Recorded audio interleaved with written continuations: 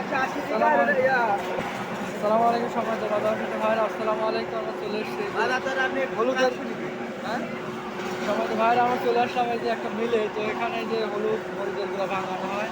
তো চলুন জেনে নেই আজকের বাজার দর। ভাই হলুদ কেজি কত এটা? 300 টাকা কেজি। 300 টাকা, 320 টাকা কেজি। আর এই যে হলুদের গুলো এটা ভাঙা 100 টাকা। 100 টাকা কেজি। আর এই যে মরিচের গুলা 140 টাকা কেজি। আর পাইকারি কত করে বিক্রি করেন ভাই? পাইকারি একটু কম দাম আছে। পাইকারি কম আছে। পাইকারি মোট কত পাইছেন হলুদের গুলা?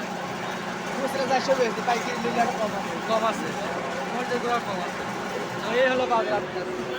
এটা কিসের গুঁড়া ভাই? মশলা কি মশলা দিল এটা? কয়েক রকম মশলা আছে। এটা কেজি কত? এটা হাতে 560 টাকা। 160 টাকা কেজি। 560 টাকা কেজি। 560 টাকা কেজি এই মশলা। তো ভাইয়েরা এই ছিল বাজার আপডেট।